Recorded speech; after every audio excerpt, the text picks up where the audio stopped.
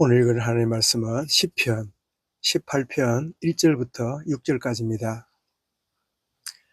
시편 18편 1절부터 6절까지 말씀을 함께 읽겠습니다. 1절부터 읽겠습니다.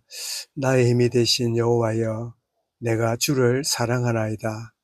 여호와는 나의 반석이시요 나의 요새시요 나를 건지시는 이시요 나의 하나님이시요 내가 그 안에 피할 나의 바위시요 나의 방패시요 나의 구원의 뿌리시요 나의 산성이시로다.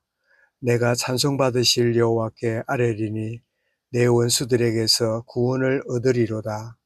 사망의 줄이 나를 얽고 불의의 창수가 나를 두렵게 하였으며 소월의 줄이 나를 두르고 사망의 올무가 내게 이르렀도다.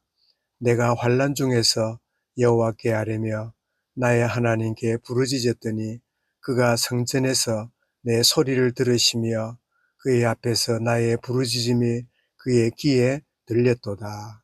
아멘. 내가 주를 사랑하나이다 하는 제목으로 말씀을 드리겠습니다.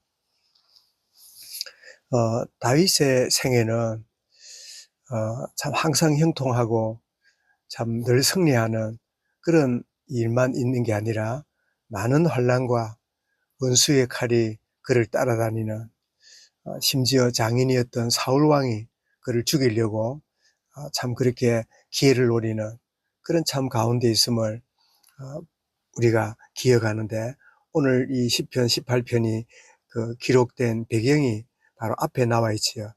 여호와의 종 다윗의 시, 인도자를 따라 부르는 노래, 여호와께서 다윗을 그 모든 원수들의 손에서 와 사울의 손에서 건져주시는 날에 다윗이 이 노래의 말로 여호와께 아뢰어 이르되.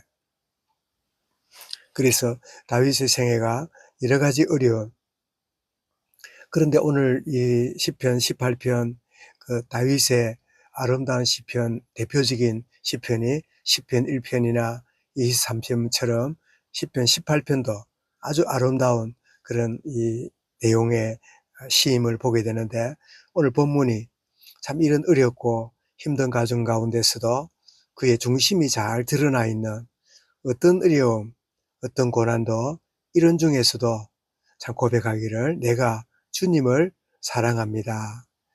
참 문제가 나를 힘들게 하고 나를 참 여러 가지로 답답하게 하지만, 그러나 그 문제보다 내가 주를 사랑함이 더 큽니다.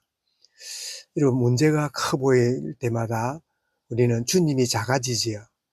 참 환경이 답답할 때마다 주님이 잘 안 보이지요. 그것이 바로 육신적인 생각입니다.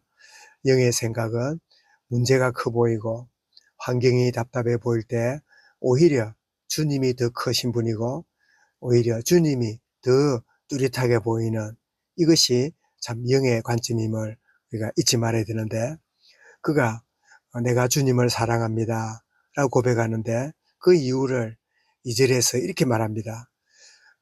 나의 반석, 나의 요새, 나를 건지시는 분, 내가 피할 바위, 나의 방패, 나의 구원의 뿔, 나의 산성, 다시 말하면 나의 모든 것 되시는 그 주님이시라고 하는 이 고백이 여러 이런 참 표현들을 통해서 참 내가 주님을 사랑한다고 하는 그 표현을 하고 있음을 보게 되지요.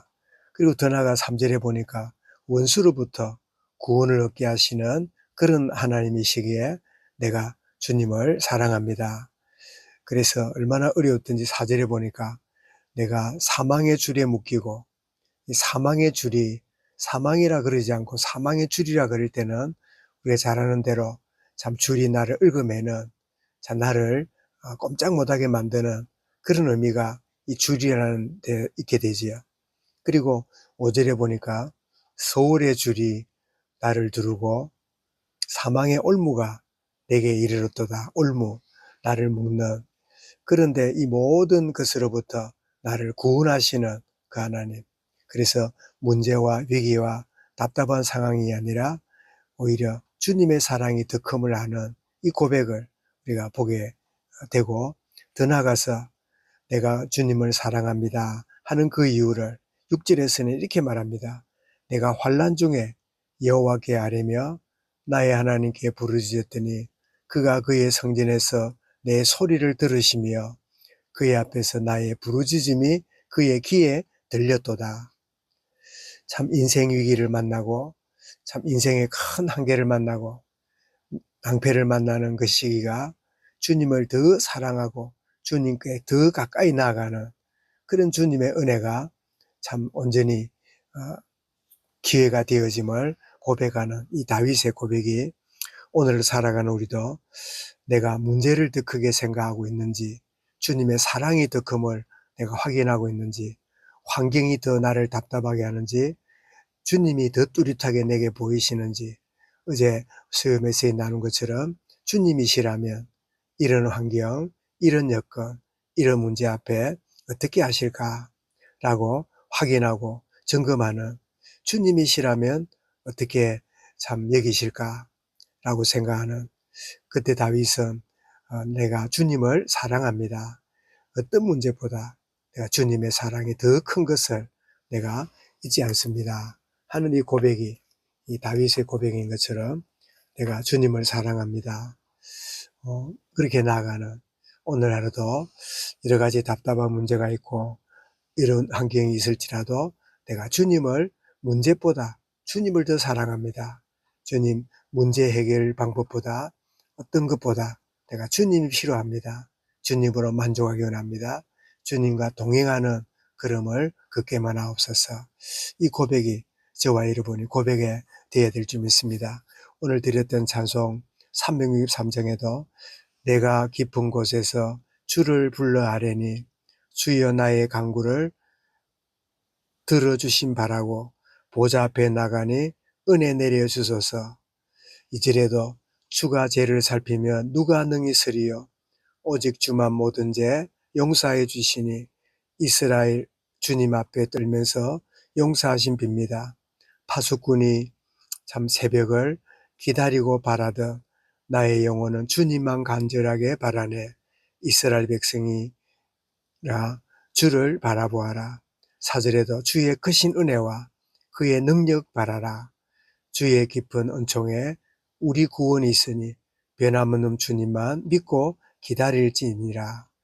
정말 오늘도 참 문제가 다가오고 여러 가지 여건들이 나를 참 묻고 참 힘들게 만들지라도 이 다윗의 고백처럼 하나님은 나의 사랑이시라, 나의 반석, 나의 요새, 나를 건지시는 또 피할 바위, 나의 방패, 나의 구원의 뿔, 나의 산성, 모든 환경 가운데 어떤 문제도 주님을 사랑하는 것보다 더 클 수 없고 어떤 상황이 주님을 사랑하는 것보다 시급할 수 없는 내가 오직 주님만을 사랑합니다. 이런 사람이 어떤 것을 사랑하느냐에 따라서 그의 생애가 달라지고 무엇을 좋아하느냐에 따라서 그의 참 삶이 달라짐을 보게 되는데 내가 사랑하는 게 무엇인가? 내가 무엇을 가장 소중하게 여기고 이것 없으면 내가 살 수 없다라고 하는 그 무엇이 무엇인가를 점검해 보는 우리는 너무나 익숙해 있고 당연시하고 살아가는 여러 가지 부분들이 많지요.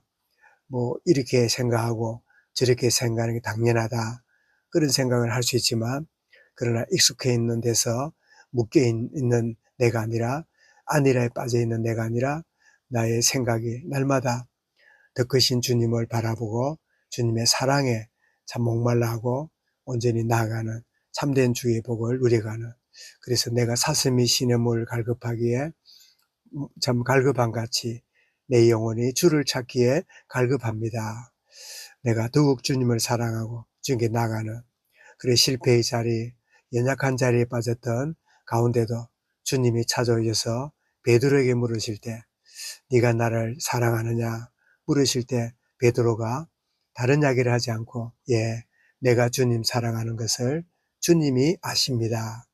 주님이 아십니다. 라고 고백하는 이 참된 고백처럼 내가 주님을 사랑합니다.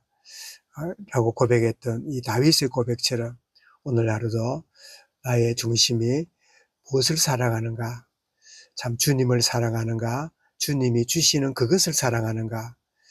라고 하는 점검하면서 내가 주를 사랑합니다 고백하고 나가는 복된 오늘 하루가 되어지고 승리하는 하루가 되어지도록 은혜로 인도하여 주옵소서. 이 말씀을 마음에 담고 우리 개인적으로 기도하겠습니다.